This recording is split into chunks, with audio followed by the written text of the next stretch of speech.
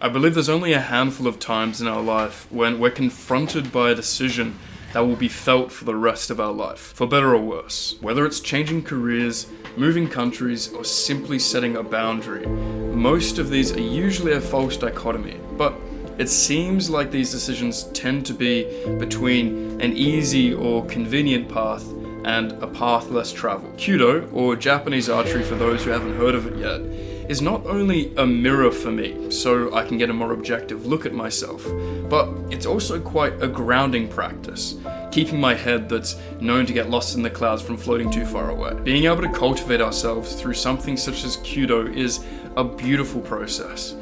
Albeit challenging at times, it offers remarkable progress with getting to know ourselves better, and therefore offers an opportunity to get closer to ourselves as well. It's crazy to think that almost exactly a year after I studied Kyudo back here in Melbourne, that I would be applying to study it in Japan next year. I want to travel to the International Budo University, or IBU for short, in order to deepen my practice of Kyudo and to make the most of the adventure I see in front of me. Using this experience at IBU, I'd like to share the spirit of Budo that I hope to find during my time there, along with any other lessons or learnings I pick up along the way. I intend on documenting as much of the process and things that I'm doing in order to prepare in order to go over to Japan as much as I can, which might include certain difficulties with Japanese, or maybe some tips, some interesting cultural notes that I think might be important, along with obviously my general day-to-day journey and continuing development with Kyudo. If that sounds interesting, then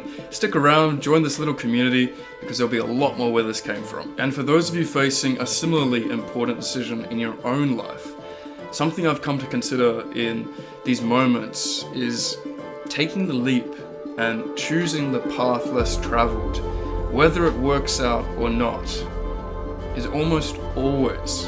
the more interesting story to tell at the end of the day. And I think there's a great beauty in prioritizing that kind of adventure.